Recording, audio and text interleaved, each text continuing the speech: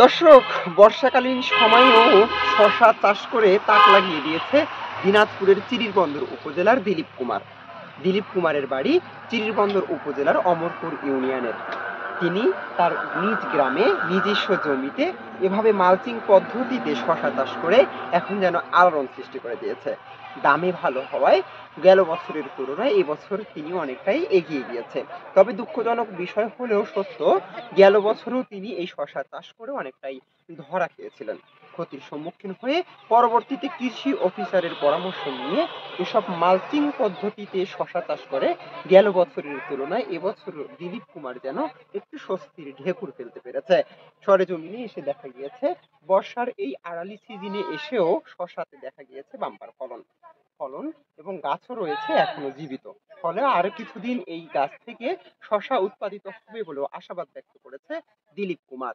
সবকিছু ঠিকঠাক থাকলেও আরো মাস থেকে 1.5 মাস পর্যন্ত এই গাছ থেকে শশা উত্তোলিত হবে বলেও আশাবাদ ব্যক্ত করেছে দিলীপ।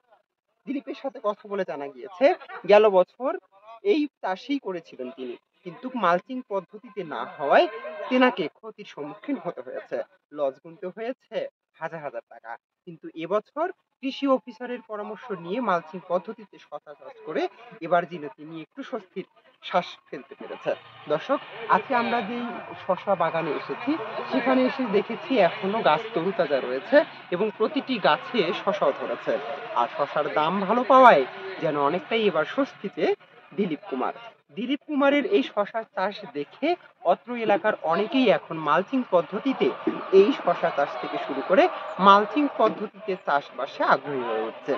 আর কৃষি অফিস থেকে বিভিন্ন ধরনের দিক নির্দেশনা দিয়ে প্রান্তিক পর্যায়ের কৃষকদেরকে জানান দেওয়া হচ্ছে যাতে তারা মালচিং পদ্ধতিতে চাষবাসে আগ্রহী হয়ে ওঠে।